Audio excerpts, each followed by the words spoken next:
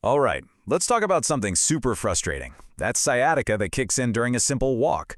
You know the one. It seems to show up at the exact same time every single time. If that sounds familiar, you are in the right place. So does this scenario ring a bell? You head out for a walk, you're feeling pretty good, and then boom, like clockwork. Maybe it's minute 5, maybe it's minute 7, maybe minute 10, but that familiar pain starts to creep in. If you're not in your head right now, stick with me. You know, this quote from our source material just nails it, doesn't it? It perfectly captures that feeling when your own body seems to betray you during something as simple as running an errand. It's this countdown clock you never asked for, but for a lot of us, it's all too real. So here's our game plan. We're going to look at this walking pain puzzle. We'll pinpoint a trigger called overstriding. I'll walk you through a quick 3-minute test you can do. And then we'll get into the quiet steps method, a 7-day reset plan, and, super important, the red flags to watch out for. Okay, first up, the walking pain puzzle. And I want to start by offering you a totally different way to think about this. The fact that your pain is so predictable, that's actually the best news we could possibly hope for. So let's do a quick check-in to make sure this is really for you. Does that pain shooting from your low back or hip down your leg get worse when you walk, but then feel better when you sit down or just lean forward a bit? Do people say you take big, long steps? And are you part of what the source calls the errand ambush group, where you feel totally fine until suddenly you're just not? If that's you, you're going to want to see this. So what is actually going on here? Well, think of that nerve like a smoke alarm that has a low battery. You know how it just chirps at nothing? It's overly sensitive. The pain you're feeling isn't necessarily new damage happening. Nope, it's just a signal. It's your body's way of saying, hey, we've crossed the irritation threshold for today. And this right here is the key takeaway. If your pain shows up predictably, you are not cursed. You are measurable. And you know what? If a problem is measurable, it means we can test solutions. We can actually see if what we're doing is working. This is how you take back control. All right, so let's pull back the curtain on the #1 suspect for this kind of walking pain, a sneaky little habit called overstriding. So what in the world is overstriding? It's really simple. It's just when your foot lands way out in front of your body. When that happens, it's almost like you're hitting the brakes with every single step. And that constant braking action can really add up, putting extra strain on your back and hips, and guess what it does? It pokes that already sensitive nerve. Now just look at the difference here. On the left, you've got that classic flare pattern, that long reaching step where your foot lands way out in front and you can almost hear that loud thud. But on the right, look at this simple tweak. A shorter step, your foot lands more underneath your hips, and the result is a much quieter, softer landing. Okay, this is where the rubber meets the road. This next part is probably the most important bit of this whole explainer. It's a super simple experiment you can do, like right now, to gather some real data on your own body. Here's all you're going to do. It's the 3-minute cadence trial.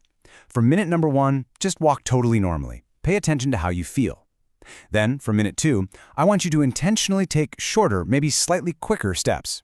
And for minute 3, just go right back to your normal walk and compare. See if you notice a difference. That's the whole test. So what if you did the test and minute 2 actually felt better? Well, that's awesome. Let's talk about how to make that a consistent thing with something called the quiet steps method. The key here is not to overthink it. You just need a few simple cues to keep in mind. Just tell yourself, smaller steps, or quicker, not faster. And this is important. We're increasing the rhythm, the beat of your steps, not trying to break a speed record. Land under you is another good one. And here's a bonus cue that works wonders. Just try to have quiet feet. Seriously, loud steps usually mean you're hitting the ground too hard. And please, remember this. This is so important. We are not aiming for some kind of textbook perfect walking form. The only goal that matters right now is to have less irritation with every single step you take. It's all about calming the system down, not trying to win a gold medal in walking. Okay, so you ran the test, a shorter stride feels better, now what? How do we turn that little experiment into a real sustainable plan? Let's map out a simple 7-day walking reset. For the first day or two, your only job is to find your baseline. Walk until you feel the symptoms start, and then just stop. Seriously, don't be a hero. Then, on days 3 through 5, you're going to slowly add a little time. We're talking just 1 to 3 minutes a day. That's it. Finally, on days 6 and 7, you can start to cautiously reintroduce a little bit of terrain, like some small hills. Slow and steady wins this race. Okay, everybody, listen up. We've arrived at what is, without a doubt, the most important section of this entire explainer, the red flags.